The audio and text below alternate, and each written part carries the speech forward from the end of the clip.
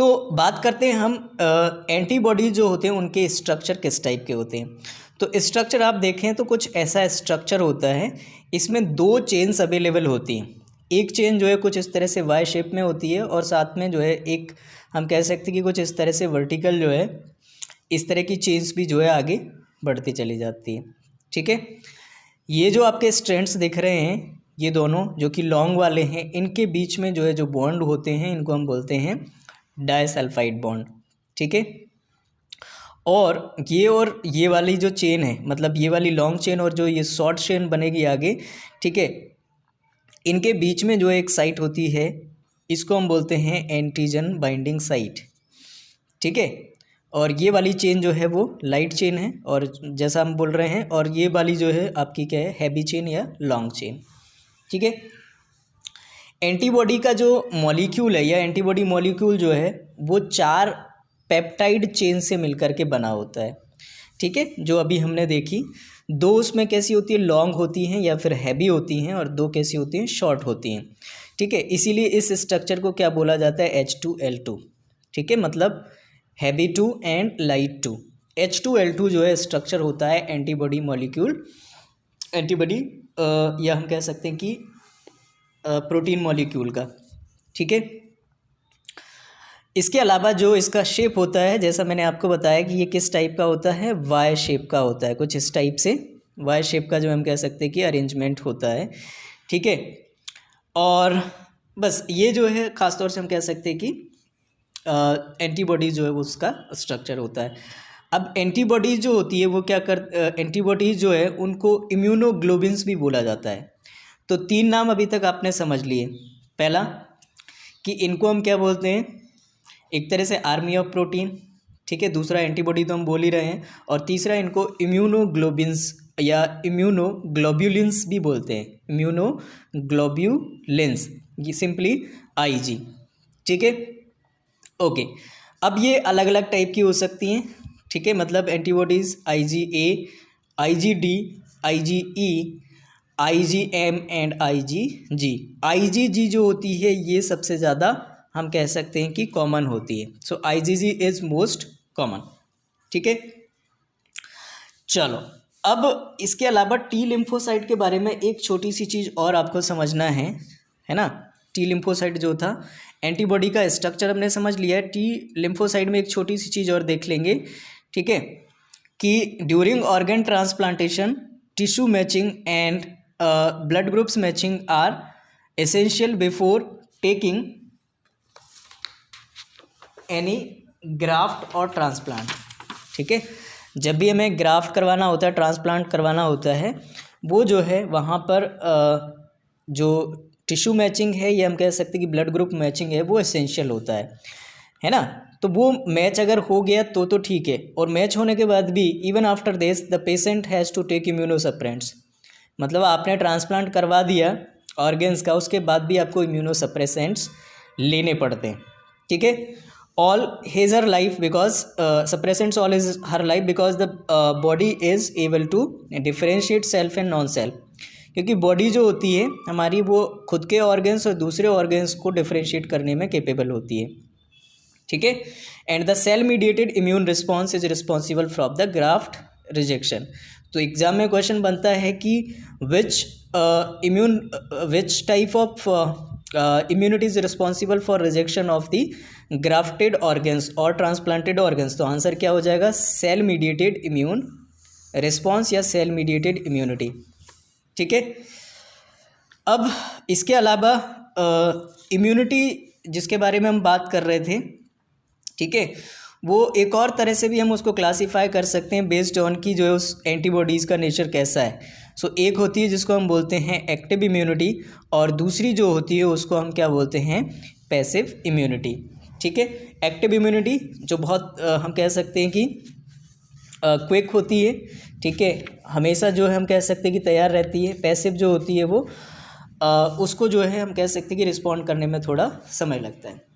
अब हम देखते हैं इम्यून सिस्टम जो होता है हमारी बॉडी का, उस सिस्टम में जो है कौन कौन से कंपोनेंट्स होते हैं। सो पहला कंपोनेंट जो होता है जिसको हम बोलते हैं lymphoid organ. First component is lymphoid organ. Right. Then second component is lymphoid tissue. Third one is B cells and T sales.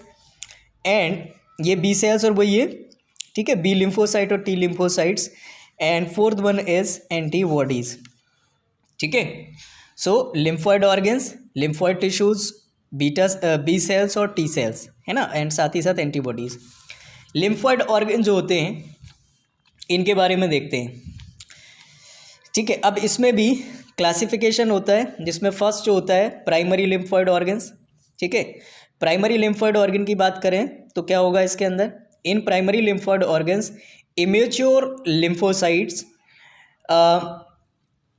Differentiate to mature ones into an antigen sensitive lymphocytes. ठीक है.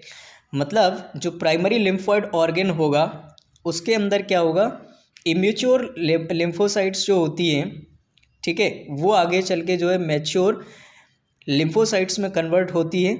ठीक है.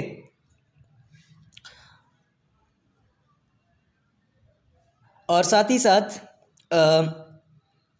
आगे चल के जो है ये भी एंटीजन सेंसिटिव लिम्फोसाइट्स में जाकर के कन्वर्ट हो जाते हैं. ठीक है. Immature lymphocytes differentiate into mature ones और mature ones into an antigen sensitive lymphocytes.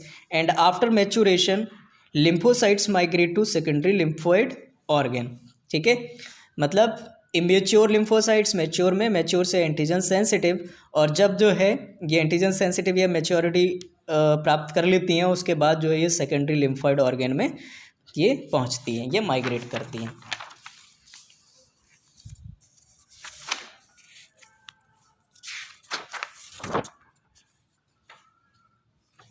ठीक है. अब इसके बाद अगर बात करें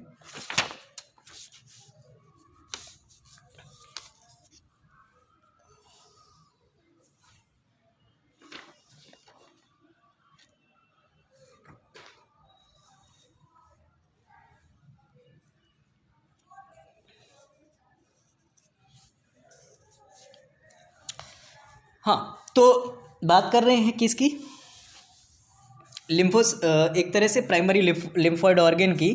ठीक है. और उसमें हम कह सकते हैं कि लिम्फोसाइट्स जो हैं किस तरह से हम कह सकते हैं कि उनकी मैच्योरिटी जो है उसमें वो मैच्योरिटी को जो अटेन करती हैं.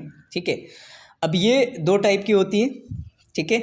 Bone marrow, it is the main lymphoid organ where all the lymphocytes, मतलब प्राइमरी लिम्फोसाइट्स जो है लिम्फोइड ऑर्गन जो है उसमें पहला जो आता है वो बोन मैरो है. ये जो हम कह सकते हैं कि मेन लिम्फोइड ऑर्गन है. ठीक है. जहाँ पर क्या होता है, where all the lymphocytes and all the body cells are produce, जहाँ पर सारे के सारे लिम्फोसाइट्स और सारे के सारे जो बॉडी सेल्स जो होते हैं वो प्रोड्यूस होते हैं. And T lymphocytes are developed. ठीक है. दूसरा जो हम कह सकते हैं कि प्राइमरी हमारा लिम्फोइड ऑर्गन होता है उसको हम बोलते हैं थाइमस. थाइमस जो है क्या होता है, ये एक तरह का लॉब्ड ऑर्गन होता है, मतलब इसमें चैम्बर्स होते हैं. ठीक है. लोकेटेड नियर द हार्ट, ये कहाँ पर होता है, हार्ट के जस्ट पास पे होता है. And beneath the breast bone. ठीक है. ब्रेस्ट बोन के नीचे. It is large at the time of the birth. ठीक है. बर्थ के टाइम पे जो ये कैसा होता है, लार्ज होता है. ठीक है. But with the age the size keep on reducing and becomes very small by attaining puberty. ठीक है. सो विद द एज साइज, एज के साथ जो है साइज जो थाइमस की होती है वो रिड्यूस होते जाती है ना. और प्यूबर्टी के टाइम पे ये क्या होता है, बहुत छोटा हो जाता है. Growth and matures of the T lymphocyte take place in the thymus only. ठीक है. तो हम कह सकते हैं कि टी लिम्फोसाइट बनती यहाँ, डेवलप यहाँ होती है, बट मैच्योर जो होती हैं थाइमस के अंदर होती हैं. देन हमारा आता है सेकेंडरी लिम्फोइड ऑर्गन. ठीक है. सेकेंडरी लिम्फोइड ऑर्गन जो होता है वो क्या करता है, provides the site for the interaction of the lymphocyte with antigen.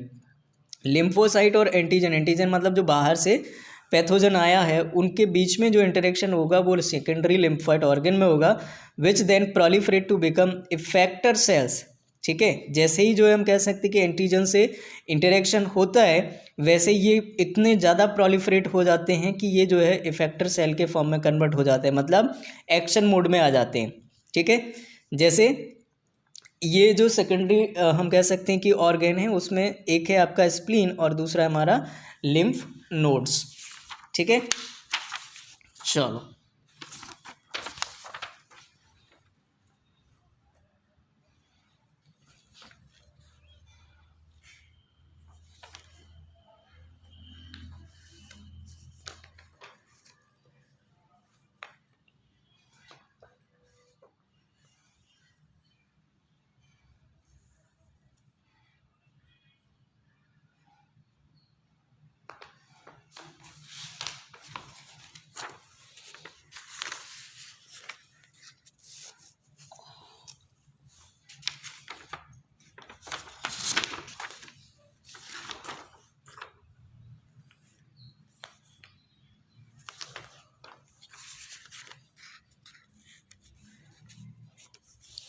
Okay, ठीक है। इसी का एक और एग्जांपल है म्यूकोज एसोसिएटेड लिम्फोइड टिश्यू, जिसको हम माल्ट बोलते हैं।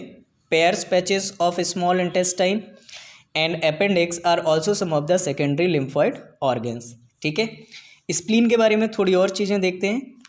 लार्ज, ये जो है लार्ज वीन शेप्ड ऑर्गन होता है, वीन शेप्ड ऑर्गन होता है ये। दूसरा, इसमें लिम्फोसाइट्स और फेगोसाइट्स होते हैं। ठीक है, ये क्या करेगा, filter blood bye trapping the pathogens in it. ठीक है, ये ब्लड को क्या करेगा, फिल्टर करेगा, कैसे, पैथोजेंस को जो है ट्रैप करके। ठीक है, नेक्स्ट ये हम कह सकते हैं कि अगला जो हमारा ऑर्गन आता है, ठीक है, उसको हम बोलते हैं लिम्फ नोड। ठीक है, या कंपोनेंट आता है, सॉरी। ठीक है, सो स्मॉल सॉलिड स्ट्रक्चर्स होते हैं, ये छोटे छोटे सॉलिड स्ट्रक्चर्स होते हैं, located at different points along the lymphatic system. Lymphatic system के अंदर छोटे छोटे नोड्स होते हैं, या हम कह सकते हैं कि पॉइंट्स होते हैं, जिनके स्ट्रक्चर कैसे होते हैं, सॉलिड। ये क्या करेंगे, ट्रैप्स द माइक्रो ऑर्गेनिज्म और other antigens that enter the lymph. ठीक है, ये क्या करेंगे, माइक्रो ऑर्गेनिजम्स को ट्रैप करेंगे। ठीक है, और साथ ही साथ जो है दूसरे एंटीजेंस को जो हमारी बॉडी के अंदर एंटर करते हैं, और साथ ही साथ जो हमारा जो टिश्यू फ्लूइड है उसके अंदर एंटर करते हैं। ठीक है, म्यूकोसल एसोसिएटेड लिम्फ टिश्यू। ठीक है, ये जो है इसी को थोड़ा सा यहाँ पे एक्सप्लेन किया गया है। ये क्या है, this is located within the lining of the main tract, है ना, in the body, like respiratory, digestive, urogenital tracts. ठीक है, इनमें हम कह सकते हैं ये लोकेटेड होता है। ठीक है, इन लाइनिंग्स के इनकी जो लाइनिंग होती है इन ट्रैक्ट्स की, उनके अंदर माल्ट जो होता है वो 50% हम कह सकते हैं कि जो लिम्फोइड टिश्यू है उसको कॉन्स्टिट्यूट करता है। मतलब जो भी हमारी बॉडी के अंदर लिम्फोइड टिश्यू है उसका 50% क्या होता है, माल्ट होता है, that is mucosal associated lymphoid tissue. ठीक है,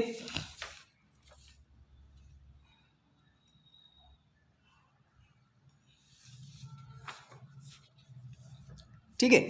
सो इस तरह से जो है हमारा क्या हो गया, ये जो इम्यून हम कह सकते हैं कि जो हमारा इम्यून सिस्टम है उसके जो कंपोनेंट्स हैं उनके बारे में हमने जो है चीज़ें देखी है। बाकी आपको जो है बी सेल्स और टी सेल्स मैंने आपको बता दिए हैं, एंटीबॉडीज़ हम ऑलरेडी डिस्कस कर चुके हैं। सो आई होप जो है आपको चीज़ें समझ आई होंगी। Thank you, thanks for watching.